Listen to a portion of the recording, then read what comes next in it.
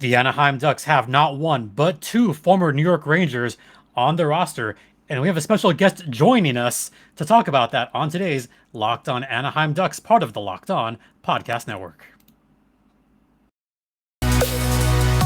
Your Locked On Ducks, your daily podcast on the Anaheim Ducks, part of the Locked On Podcast Network, your team every day.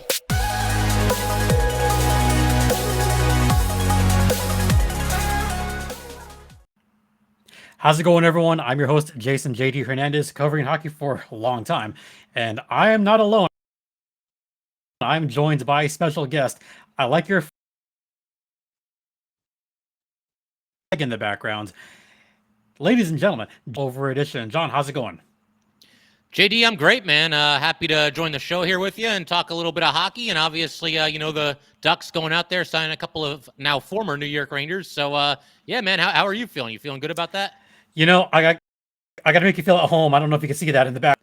Got to make you feel at home. It's only fitting. Former Rangers, current Duck. I love it, man. I love the jersey there for the Rangers, and you got the old school Ducks jersey going on. That's good stuff right there in the background. Love it. It's the best jersey of them all. Come on. It's up there. It's like top couple for sure. Yeah, no one likes the current jerseys. Old school all the way.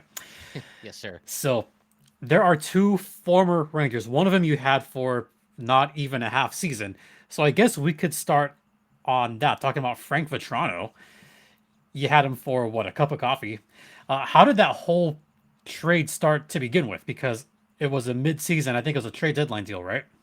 Yeah, man, that was a weird one. We were about a week away from the trade deadline there. That was the first of several rental players that the Rangers brought in as they prepared for the home stretch of the regular season and obviously also the playoffs.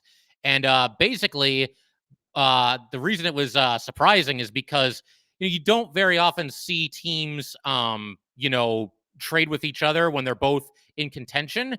Obviously the Rangers and Panthers were both going to be in the playoffs. The Panthers end up winning the President's Trophy. And you just don't see deals like that between two teams that are, potentially going to meet each other in the playoffs. If the Panthers had somehow gotten by the Lightning, then obviously they could have met each other in the Eastern Conference Final. But yeah, man, when that trade went through, at first I was kind of like, Frank Vatrano, like, what? This is kind of weird. But then I looked at it, a little bit closer. By the time I did my now, I had talked myself into it because I said, all we gave up was a 4th-round draft pick. Who cares? Let's just do this. Not that like you can't possibly strike gold with a 4th-round pick, but what are the odds that that pick's really going to come back and kill the Rangers? Not very high. And on top of that, they needed a little bit of help at right wing in general and also with their depth scoring. And they needed somebody that kind of had that shoot first mentality. And Frank Vatrano has that. I've talked about this before on my podcast. There's a lot of guys on this team that they are selfless to a fault. Everybody wants to make that perfect pass and that beautiful play and set up their buddy. Frank Vatrano, man, he gets the puck. He's got a little bit of opening. He's going to let it rip at the net. And sometimes you definitely need that.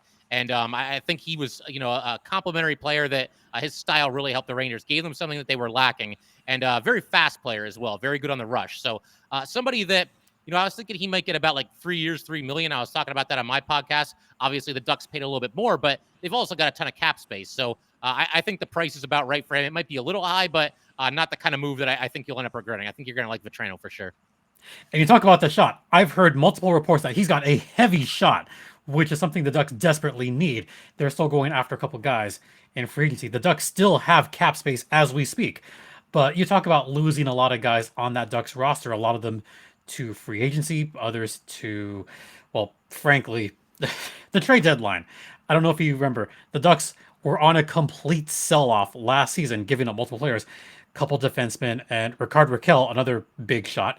So I look at Frankie as being that replacement for that kind of player. What do you think are some of his biggest strengths and weaknesses? Yeah, with the strengths, I think you gotta first of all start with that shot. I mean, I know we touched on that a minute ago, but I mean, he can truly let it fly for sure. I think something else that he brings, and it's a little bit more of an intangible, but he definitely brings some fire to the rink as well. A little bit of feistiness, a little bit of chippiness. I've noticed that, he doesn't necessarily go looking for trouble, but there will be some instances where, say there's the opposing goalie freezes the puck. He won't like give him a snow shower or anything like that, but there's times where he'll kind of linger in the crease there. And it's one of those things like he's not looking for trouble necessarily, but if somebody wants to mix it up with him, he'll definitely oblige a little bit. Yes. You like that? You like a little bit of edge, a little bit of feistiness? Who doesn't? I right? do. Yeah. Yeah. So he takes on got the that Nick going for him. Delorier role from there. Yeah.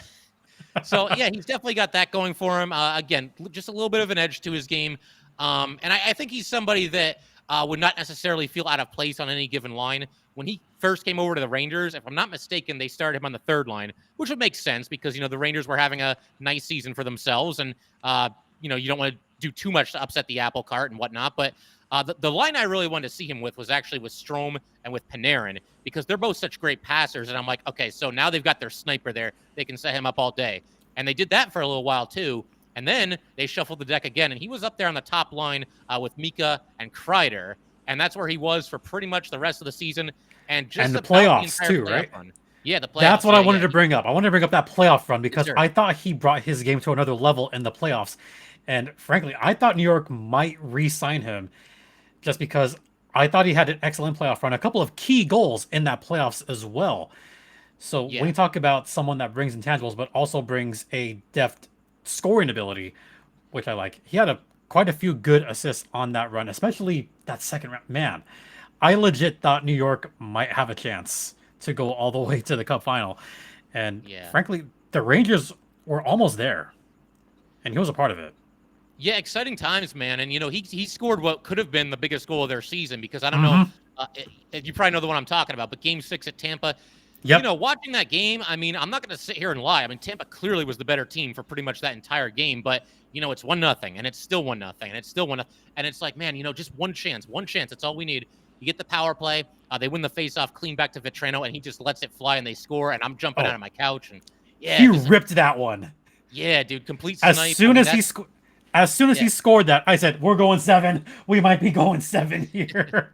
I was hoping. I was hopeful, 7. man. And then, 21 seconds later or whatever it was, Stamkos scores, and you just kind of sink back into your couch. But yeah, man, he's a heck of a player, got a heck of a shot, and yeah, like I said, I think the price is right for you guys, especially when you consider that you guys have cap space to burn. So I think the price is absolutely right for him to bring him in. Yeah, and you alluded to the other player that the Ducks got.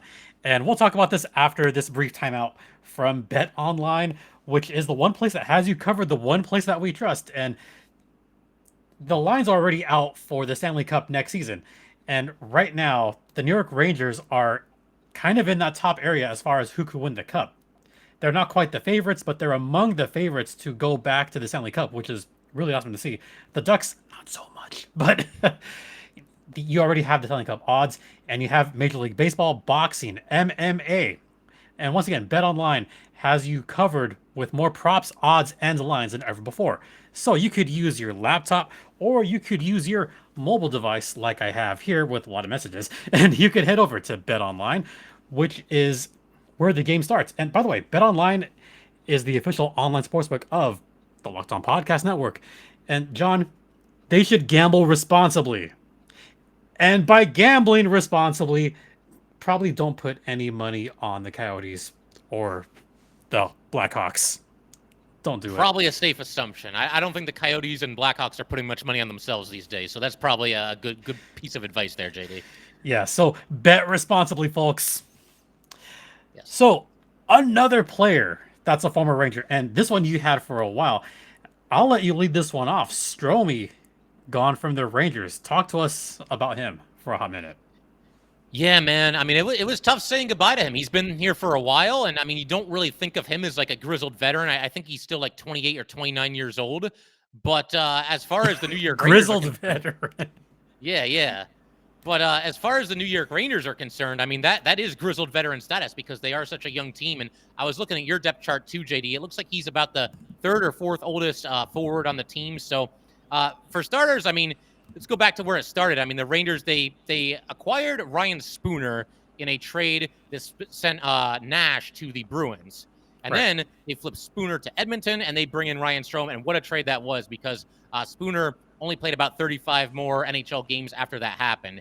So they bring in Strome, and, they're figuring out how to use him. And he eventually gets a crack, in the top 6 on the second line. And him and Artemi Panarin, boom, instant chemistry. Those two have linked up for some of those beautiful goals that the Rangers have scored over these past couple of seasons here.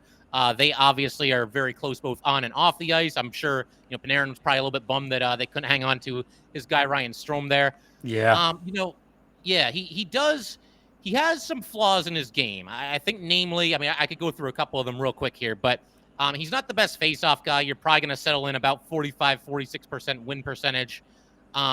He doesn't, really play that grinding style that so many of the truly elite centers in the NHL do, where they'll go to the dirty parts of the rink or they'll kind of set up shop in front of the net, whatever it might be. Although, to be fair, neither does Trevor Zegras, who could be the first line center for the Ducks next season.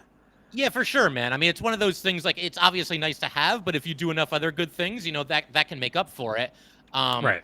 And I think, to piggyback off of what you just said there, that's probably why Ryan Strome ends up at $5 million a year and not like $7 million a year, because he does have some holes in his game. I alluded to this before when we were talking about Vatrano, but just an excellent passer, somebody that I think is definitely a good teammate.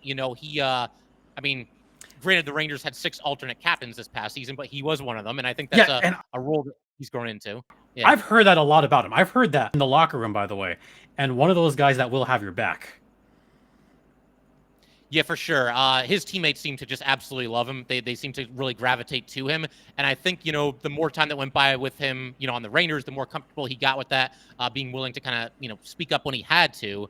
And a good example of that is not to bring up bad memories for Ranger fans as far as all the Tom Wilson nonsense is concerned, but when he did that, man, when he's out there ragdolling Panarin and cross-checking Buchnevich from behind in the back of the neck, I mean, Strome's in there mixing it up. He's like jumping on Wilson and putting him in a headlock and trying to pull him off of Buchnevich, and then he gets mixed up with somebody else, and that's when Wilson goes after Panarin. And then they had the rematch a couple of nights later.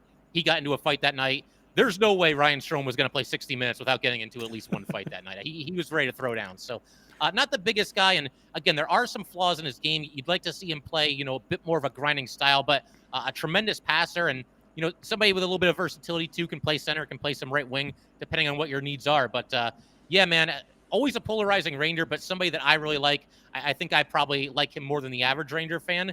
But yeah, man, just did a great job for the Rangers over the years, in my very humble opinion. Yeah, and looking down the middle, you have Zegras that could be a 1C. I would put Strome at that second line. And then down the middle, you'd have Mason McTavish, who is that grinding type of center who does win faceoff. So, hey, the Ducks have at least one grinder in there, which Mason McTavish, one of the best junior seasons from a Ducks prospect in a long time, by the way. And fourth line, Isaac Lundestrom, who can get to the dirty areas. So the Ducks do have those kind of players. But I think about the transition game of Strome, which is a pretty good strength, right? Oh, absolutely. Yeah, for sure. And the 5x5 contract, you alluded to this, that some people were saying he could get upwards of 6 to 7 million. I was even seeing a couple outlets saying he could get 6 years. So considering what he could have gotten and considering what other sites like Evolving Hockey projected him to get, that 5x5 contract doesn't look too bad by comparison, right? Yeah, that's not bad at all, man. I figured he'd probably come in around $5.5 million. And by the way, I did see that one projection that had him making like $7.1 million next season. And I'm thinking, like, wow, like that's top coin to pay to Ryan Strome. He is a good player. I don't know if he's $7.1 million good, but to me, this seems about right. It seems about fair. I mean, I wonder if maybe Strome left a couple of dollars on the table, as far as average annual value in order to get that extra year. I think that's at least possible. He is coming off of a 2-year deal that paid him $4.5 million annually. I think he's probably, entitled to a little bit of a raise, and he got it here. To me, it seems pretty fair. I mean, maybe 5 years is a little bit much, but by that same token, again, he's only, in fact, I have it in front of me. He is 29 years old, so he'll still be 34. It's not like he's going to be ancient when that contract runs out. And correct. Again, yeah. So, I mean, just like Vatrano, man, I think it's a fair deal, and I think you're going to end up liking Ryan Strome quite a bit. And final thing I want to touch on, because you did point out that both these new Ducks have played on the same line together. So what's your recollection about seeing Vatrano and Strome on the same line? That would be interesting because, like I mentioned before, Strome is the facilitator. He's the excellent passer. Vatrano's the guy with just the lethal shot. So if you want to throw the two of them together on maybe like, again, I'm looking at your roster here. I mean, to me, that would seem like maybe like a second line pairing. And it's funny. I actually wanted to ask you that, JD, before we get going here, because I think Ranger fans would be interested in this. Do you see them as like second liners, maybe on the same line together? Would one be on the third line? I mean, just any thoughts on that? It looks like Strome is tailor-made for the second line, looking at the depth chart.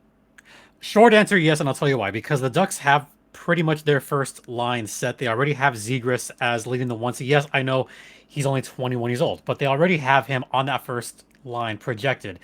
And you likely see Troy Terry on a wing with Zegras. Those two have a good chemistry together. So that second line could very easily be Vatrano, Strome, and someone else on the wing. You could put Max Jones there. There could be another signing there. Who knows? Adam Henrique could be an interesting guy that could be either that first line or second line wing, along with Strome and Vatrano, which I think is fair. But also the Ducks, they still need to make some signings and still need to fill out their roster. They still have Silverberg, who had been injured most of last season. So you also have to put him in there somewhere. You have to put Sam Carrick probably third or fourth line. McTavish will be a third line center. Max Jones will be in there. Derek Grant probably fourth line. Max Comtois could be in there as well. But as far as Strome and Vatrano, I could see them both between second line, third line. Frank Vatrano could be second, probably could be third line because I think Vatrano with McTavish could be interesting because McTavish is a facilitator as well and does get to the dirty areas. And I could imagine having Vatrano as being that heavy shot from maybe the faceoff dots and McTavish getting his big body in the way of a goaltender and providing that good screen in front of opposing goalies. So I could see 2 or 3 on that line.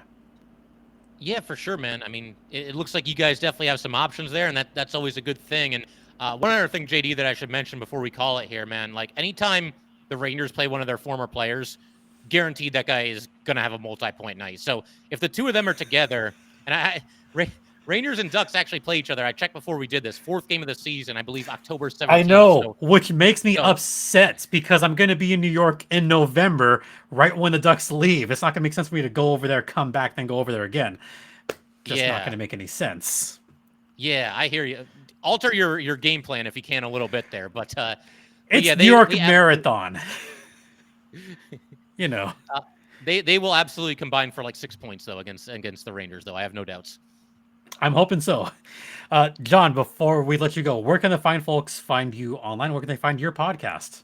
Yeah, so I mean, you can find this podcast anywhere that you're listening to JD's Fine Podcast. And as far as, where to find me, you can find me on Twitter at JChick17, and then also the show's handle as well at LO_NY_Rangers. And we are also on YouTube as well. John, thanks very much for joining us. Really appreciate it. You got it, man. Happy to do it. And definitely looking forward to the next crossover. Of course. Thank you.